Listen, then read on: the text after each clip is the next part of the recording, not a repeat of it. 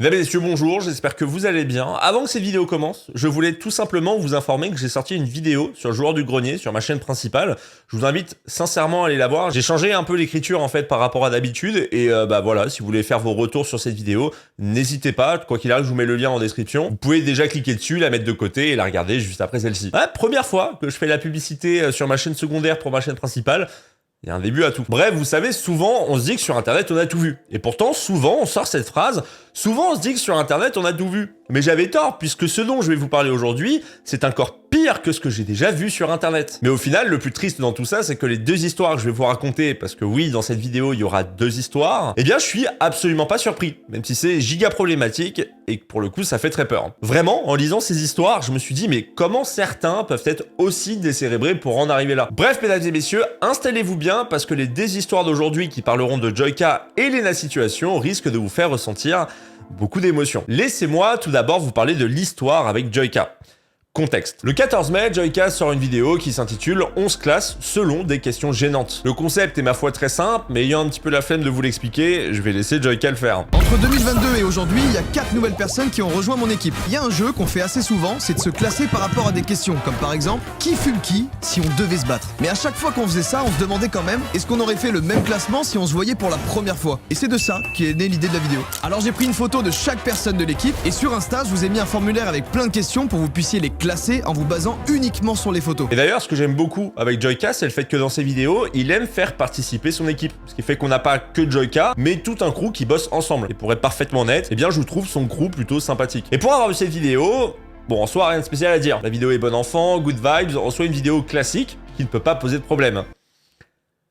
Eh ben si.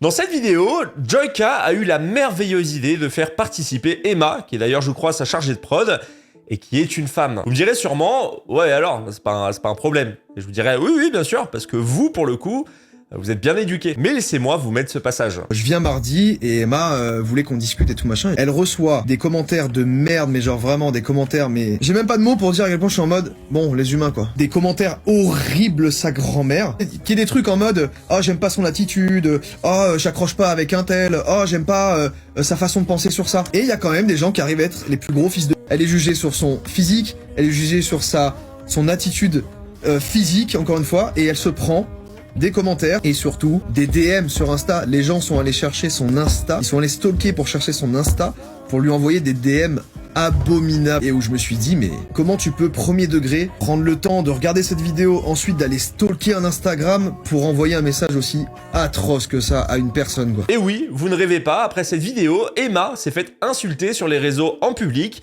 mais également en message privé. J'aimerais vraiment essayer de comprendre comment on peut arriver au point où tu insultes cette fille en privé à cause d'une vidéo. Je suis incapable d'expliquer pourquoi. Je ne comprends pas. Mais du coup, l'ayant regardé une première fois et n'ayant pas compris pourquoi cette femme se prend des insultes à un point où elle a besoin d'en parler à Joyka, j'ai décidé de regarder une seconde fois la vidéo et de check les interventions d'Emma. Est-ce que vous vous rendez compte que comme la vidéo de Squeezie que j'ai réalisée sur ma chaîne principale, que j'ai fait suite à la shitstorm que s'est mangé une abonnée dans la vidéo tribunal des bannis IRL, j'ai dû là analyser le comportement et les prises de parole d'Emma pour essayer de comprendre le problème. Et déjà, là pour le coup, je vais me répéter, il y a un problème. Devoir tout analyser pour essayer de comprendre pourquoi des personnes sont parties insulter cette femme. Et pour vous expliquer, bon, déjà, aller insulter quelqu'un en MP, c'est pas très gentil. Mais en plus, quand il n'y a aucune raison, c'est encore pire. Là, vraiment, vous regardez la vidéo, vous voyez une équipe qui passe juste un bon moment. Il n'y a absolument rien de négatif à en tirer. Quand on regarde le ratio like-dislike, en plus, on se rend vite compte que la vidéo n'a pas été dislike. Au contraire, elle a été très appréciée. Et donc, la seule raison qui peut expliquer ce stalking, ces insultes, c'est parce que c'est une femme. Alors, je peux pas dire que ce que je vous avance là est vrai à 100%, parce que c'est juste une constatation. Nous avons affaire au même schéma dans la vidéo de Joyka et celle de Squeezie. Une femme qui a l'air d'avoir confiance en elle, qui est un peu plus mise en avant, et un enchaînement d'insultes sur le physique ou sur le caractère de cette femme en public et en privé. Mais d'ailleurs, Domingo, un streamer très connu sur la plateforme Twitch, parle très bien de la situation de la femme lorsqu'il les invite dans son émission Popcorn. Laissez-moi vous montrer l'extrait. Il y a eu des streameuses qui ont refusé parce qu'elles se sentaient pas trop, parce que du coup, forcément, quand t'es une streameuse, c'est plus dur de se sentir légitime, parce que, mais honnêtement, c'est des trucs que moi, j'ai pu me rendre compte. C'est-à-dire que si j'invite un mec, ou si j'invite une meuf, la meuf, pour pouvoir plaire à l'audience, va devoir faire beaucoup plus. C'est genre, j'ai fait des tests, j'étais sur énergie, ça fait maintenant, ça va faire 10 ans que je stream. Donc c'est des trucs, tu vois, où de plus en plus je l'ai senti, etc. Et il y a besoin d'en faire plus pour pouvoir avoir un mec qui fait une vanne un peu à côté, qui fait une vanne un peu loupée, bon bah c'est ok. Une meuf qui tente une vanne et qui loupe, c'est terminé déjà, tu vois. Va falloir que vraiment, elle me lâche une chronique où c'est genre, mais vraiment champion du monde, quoi. On n'avait jamais entendu parler de ça sur YouTube, elle nous amène un sujet sur la table, elle l'a bossé, elle a fait une thèse dessus, quoi, tu vois. Parce que sinon, si elle fait pas ça, bon, c'est en mode, ok, peut-être que son rire va énerver et tout. En vrai, ce que je trouve incroyable, c'est le fait que certaines arrivent à refuser l'invitation de Popcorn pour éviter derrière de se faire insulter si elles ont sorti une phrase ou un argument qui n'a pas plu à tout le monde. Et je peux pas m'empêcher de me dire que même si Domingo en parle ouvertement, sachant que c'est un streamer qui réalise des audiences de plus de 50 000 viewers lors de son émission Popcorn, eh bien ce schéma, je suis pas le seul à le voir. N'hésitez pas d'ailleurs à me dire, vous, votre point de vue sur cette situation. Si ça se trouve, certains diront que si Emma avait été un homme, ça aurait été pareil. Il se serait également pris beaucoup d'insultes en MP. Mais juste essayez, s'il vous plaît, de détailler le plus possible votre point de vue. Le but n'est pas d'entrer dans un faux débat où tout le monde va s'insulter, mais juste d'essayer de comprendre le point de vue de chacun. Voilà. D'ailleurs, petite parenthèse, je trouve ça cool de voir Joyka ou encore Squeezie commencer à l'ouvrir en live en disant que c'est scandaleux quand ces personnes se prennent des shitstorms pour absolument rien. Ça veut dire que la parole se libère un peu, que peut-être les youtubeurs deviennent de moins en moins lisses. Je sais pas si vous aussi vous en êtes rendu compte, mais j'ai l'impression que les youtubeurs parlent beaucoup plus qu'avant et disent beaucoup plus ce qu'ils ont sur le cœur. Voilà, c'est un constat que j'ai fait et pour le coup, je trouve ça très positif. Bref, maintenant, j'aimerais vous raconter une autre histoire qui est là, genre, je vous jure, quand je l'ai vue, je me suis dit, mais c'est pas possible. Vraiment, écoutez bien l'histoire qu'il y a eu autour de Lena Situation. Récemment, il y a eu le Festival de Cannes, qui est le festival de cinéma le plus populaire dans le monde. Enfin, je pense, je vous avoue, je connais pas trop le cinéma. Donc, on va dire que c'est l'un des plus populaires. Et forcément, beaucoup d'invités. Alors, souvent des acteurs, des producteurs, mais également des influenceurs. Alors, après que ça vous énerve de voir des influenceurs dans un festival du cinéma, ça vous regarde. Là n'est pas forcément le sujet. Mais pour entrer brièvement dedans, si les influenceurs sont invités, c'est parce qu'en termes de popularité sur les réseaux sociaux, ça aura toujours plus d'impact que certains acteurs ou réalisateurs. Je pense que c'est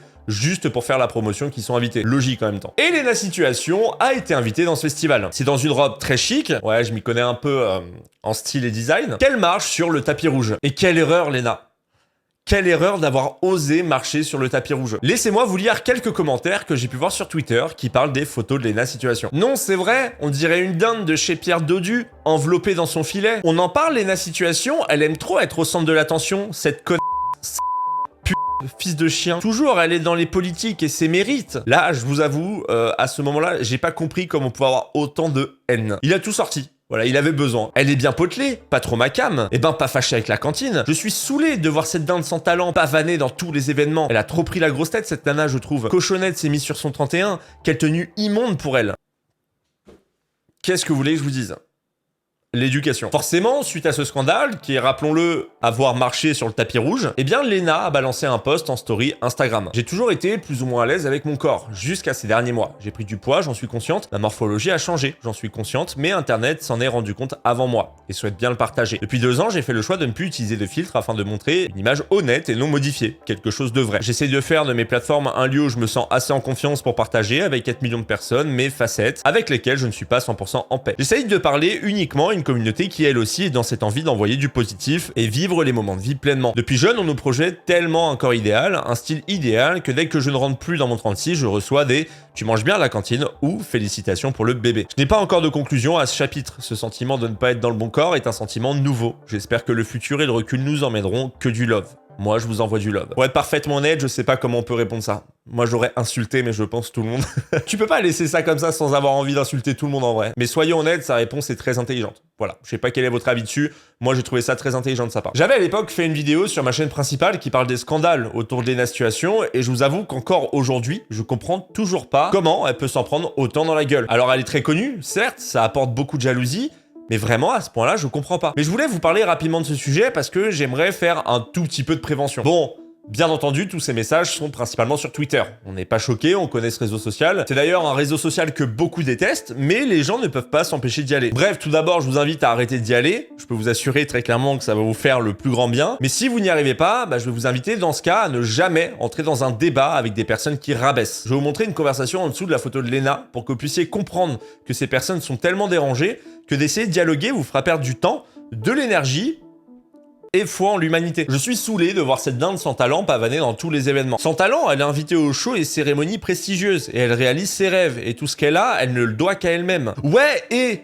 il est où le talent? On a des gens de télé-réalité qui n'apportent rien et qui sont hissés en stars. On est dans une époque où c'est pas le talent qui est primé, mais les vues sur les réseaux. C'est pathétique. Sauf qu'elle, elle charbonne dur. Elle fait des collaborations, elle crée des produits, et tout ce qu'elle a, elle a travaillé pour l'avoir. Elle n'a pas juste fait une télé-réalité pour booster sa carrière, donc rien à voir. Petit conseil, arrêtez de dire que les créateurs ont charbonné dur. Ça va énerver les gens qui n'acceptent pas le fait que dans ce métier-là, faut quand même pas mal bosser pour en arriver à ce niveau. Voilà, ces gens-là ne comprennent pas ça. Donc venir dire qu'ils ont charbonné dur pour en arriver là, ça va juste leur apporter encore plus de haine. Et d'ailleurs, regardez sa réponse. Waouh, charbonné dur, MDR, quelle blague! Elle a juste affiché ses fesses sur Insta, et vu qu'il y a énormément de pervers dans le monde, elle fait masse vue. Après, t'es contacté par plein de marques, t'as rien à faire, juste les suivre. Voilà. C'est Lena Situation, elle en est réduite à une fille juste qui monte ses fesses sur Instagram. Je ne sais pas comment tu peux réduire Lena Situation à ça. Voilà. Bon, à part si tu la connais pas et que t'as juste le seum envers elle. MDR, allez, arrête-toi de parler si tu connais rien, ça vaut mieux que de passer pour un gros débile jaloux et frustré. T'es un beau lécheur de boules, toi, waouh, j'espère elle te paye bien pour ça. À la limite, je préfère ça qu'être un gros connard qui se cache derrière son écran pour déverser sa haine et qui fait le faux cul dans la vraie vie. Sois en paix avec toi-même